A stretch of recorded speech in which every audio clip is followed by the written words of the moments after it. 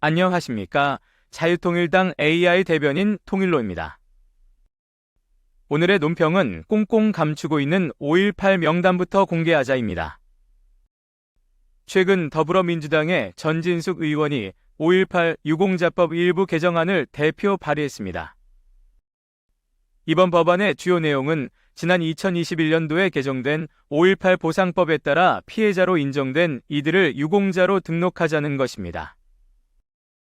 하지만 유공자와 피해자는 명확히 구분되어야 하며 특히 국가유공자는 정치적 견해와 관계없이 현재의 대한민국을 만드는데 기여했는가라는 기준에 따라 평가되어야 합니다.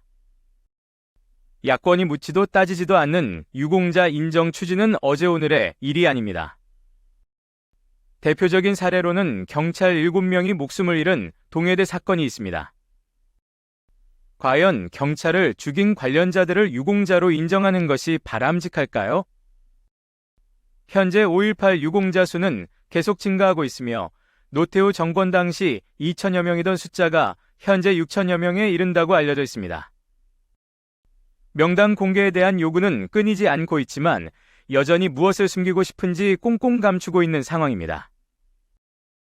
물론 5.18 특별법 조항을 이유로 내세우지만 자랑스러운 유공자 명단을 공개하지 못하도록 법률 조항을 넣는 것 자체가 넌센스입니다.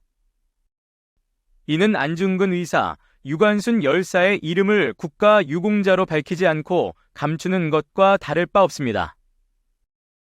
일각의 주장처럼 가짜 유공자들이 포함되어 있어 공개하지 못하는 것이 아니라면 국민 누구나 확인할 수 있도록 하는 게 당연합니다. 5.18 유공자는 애초에 자격 심사 자체가 공정성 논란에 휘말릴 수밖에 없는 구조입니다.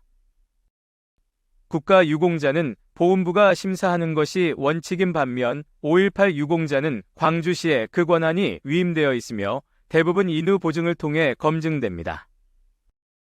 이는 가까운 사람들끼리 서로 주거니 받거니 하며 가짜 유공자를 양산할 가능성을 내포하고 있습니다.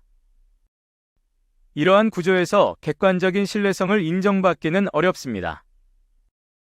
5.18 단체의 한 관계자는 당시 광주가 아닌 타 지역에서 민주화 운동을 했다는 이유로 유공자로 선정된 경우도 많다고 지적했습니다. 마음만 먹으면 손바닥 뒤집듯 법을 바꿀 수 있는 거대 야당인 민주당은 당장 법 개정에 나서 자랑스러운 5.18 명단을 국민께 공개할 것을 촉구합니다. 민주당이 명단 공개에 소극적으로 나설수록 국민은 소문으로 나도는 가짜 유공자의 존재를 진실로 받아들일 수밖에 없습니다. 또한 5.18에 대해 다른 의견을 제시할 경우 법적 처벌을 가하는 특별법 조항도 삭제해야 합니다. 우리 헌법은 언론과 출판, 양심과 사상의 자유를 보장하고 있으며 이는 민주주의의 기본 원칙입니다. 김정은 독재체제에서나 가능한 일이 자유민주주의 대한민국에서 그것도 법으로 규정되어 있다는 것은 한편의 코미디가 아닐 수 없습니다. 전진숙 의원은 개정안을 발의하면서 한강 작가의 노벨상 수상을 언급했습니다. 이때다 싶어 숟가락을 얹은 것으로 보입니다. 일부에서는 문학은 문학으로만 보자고 주장하지만 정치적으로 이용되는 현실을 보며 문학으로만 볼 수 없는 상황이 개탄스럽습니다. 2024년 10월 17일 자유통일당 AI 대변인 통일로였습니다. 감사합니다.